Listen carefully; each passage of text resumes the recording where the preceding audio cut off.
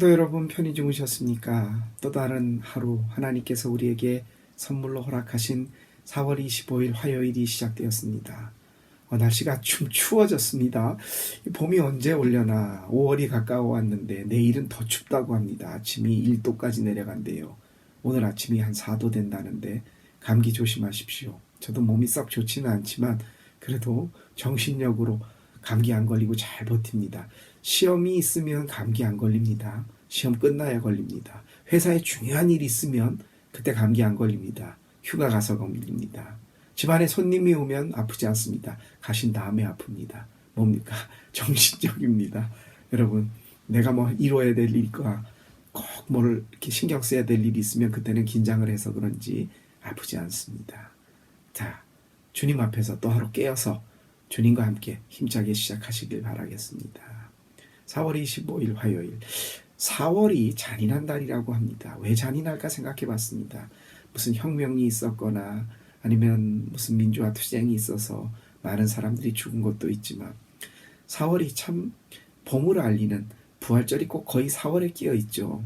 만물이 소생하는 이때에 누가 죽거나 또 아픔을 당하면 참 날씨는 좋고 그런데 참 사람이 다치고 죽으면 이 좋은 날씨가 소용이 없죠. 저희 아버지 기일이셨습니다. 진달래가 피고 그럴 때 아들들 보고 싶다. 손주들 많이 컸겠다. 얼른 잘 맞춰라. 그리고 4시간 만에 동생이 전화가 왔습니다. 형, 아버지 교통사고로 돌아가셨어. 4월은 저에게도 참 잔인한 달입니다.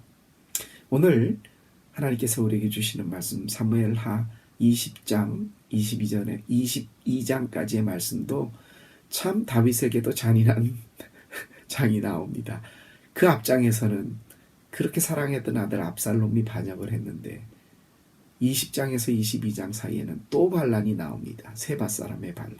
제가 오늘의 주요 말씀 읽겠습니다. 사무엘하 20장 20절에서 22절의 말씀입니다. 요압이 대답하였다. 나는 절대로 그러는 것이 아니요 정말로 그렇지 않소.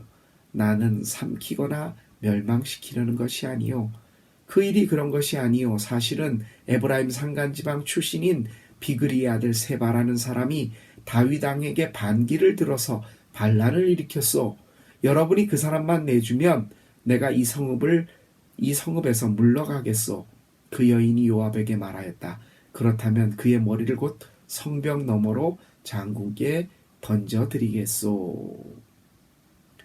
오늘의 이 말씀은 다윗이 자기의 사랑했던 아들 압살롬의 반역을 제압하고 다시 왕궁으로 돌아와 다스릴 때에 세바라는 사람, 이 세바가 어느 가문 출신이냐면 베냐민 지파예요. 베냐민 지파 여러분 기억나십니까? 사울 왕에 속해 있던 지파, 이스라엘 지파 중에서 가장 작은 지파가 베냐민 지파입니다. 거기에서 사울의 일대 임금이 나왔죠. 그런데 그가 길보아 상에서 블레셋과 싸움에서 죽고 또 오랜 동안 유다 지파인 다윗 지방과 유다 지방과 전쟁을 하면서 왕위를 다투었던 그런 집안입니다. 그 속에서 여기는 불량배라고 성경은 기록되어 있는데 성경 자체가 기록한 사관에 따라서 달라지는 사실이 달라진다기보다는 그걸 어떻게 보느냐에 따라서 예수님 양옆에 달려 죽은 사람을 이스라엘 사람들, 그 당시 사람들은 젤롯, 소위 말해서 여호와께 충성을 다하는 열심당원이라고 보는 반면 로마 사람들이 보는 데서는 강도라고 표현을 했습니다. 이 세 발을 불량배라고 표현을 하는데, 불량배라기보다는 사울 속해 있던 베냐민 지파의 왕권을 되찾아오려고는 운동을 하지 않았을까 하는 생각이 듭니다. 다윗과 싸우다가 이 세 바가 밀려서 도망을 갑니다. 그리고 어느 성읍에 들어갔는데 이 성읍이 풍전등합니다. 요압 장군이 군사를 데리고 가서 이 성을 포위를 한 다음에 그 옆에 산성을 쌓아서 그 성으로 넘어 들어가서 그 사람들을 모두 죽이고 세 발을 죽이려고 했습니다. 그때 한 여인이 성문 앞에 나와 말합니다. 요압 장군 무슨 일입니까? 요압 장군이 나는 당신들을 삼키거나 전부 다 베어버리려는 것이 아니오. 왕에게 다윗 왕에게 반기를 들었던 세바라는 사람만 우리가 잡으면 당신 성읍은 무상할 거예요. 그러자 그 여인이 이렇게 말합니다. 그럼 우리가 그의 머리를 던져주면 물러가는 것이지요. 그래서 어떻게 했습니까? 들어가서 마을 사람 들어가 얘기한 다음에 세바를 잡아서 그의 목을 쳐서 성 밖으로 던집니다. 그래서 반란이 진압되었습니다. 참 성경이 어떻게 보면 별 사소하거나 잔인한 얘기를 이렇게 기록을 했습니다. 사랑하는 성도 여러분, 이 말씀 속에서 우리가 무엇을 생각할 수 있습니까? 악의 근원을 잘라버린다는 것. 사실 썩은 살을 도려내기만 하면 다른 성한 살은 누워도 됩니다. 팔을 잘라내지 않고 상한 부위를 잘 환부를 도려내고 새 살이 돋게 하면, 여러분, 우리가 예수 믿는 신앙생활을 하면서 십자가를 바라보는 이유가 여기 있습니다. 십자가에 붙지 않으면 우리가 도려내야 될 환부를 제대로 보지 못합니다. 무엇이 옳은 것인지 무엇인지 그런 것인지. 이 슬기로운 여인이 명확하게 우리가 지금 해야 될 일이, 이 성읍이 살아남을 수 있는 일이 뭐냐? 세바의 목을 성 밖으로 던지는 것이다. 예수 믿는 사람으로서 우리가 악의 근원, 축을 도려낼 수만 있다면 신앙생활이 바로 될 겁니다. 그게 뭡니까? 그것을 가려내는 가장 큰 시금석은 예수 그리스도의 십자가입니다. 사랑하는 성도 여러분, 우리가 성경을 읽고 말씀을 보는 이유가 뭡니까? 하나님의 뜻을 찾고 예수 그리스도라면 어떻게 하실 것인가?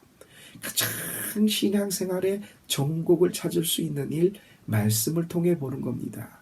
세바의 목이다. 그러면 우리가 산다. 저들과 싸울 것이냐? 아니면 곡물을 주어 돌려보낼 것이냐? 그런 주변이 아니라, 자기들이 망할 길이 아니라 딱 한 가지, 세바의 목이었습니다.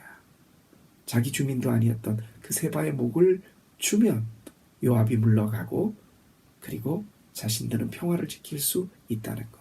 여러분, 이 아침에 우리가 악의 근원, 악의 축을 찾아내는 가장 확실한 방법, 예수 그리스도의 십자가를 바라보면서 그것을 통해 우리의 삶을 돌아보고 우리의 악한 부분들을 십자가를 통해 찾아내고, 예수님이라면 어떻게 하실까?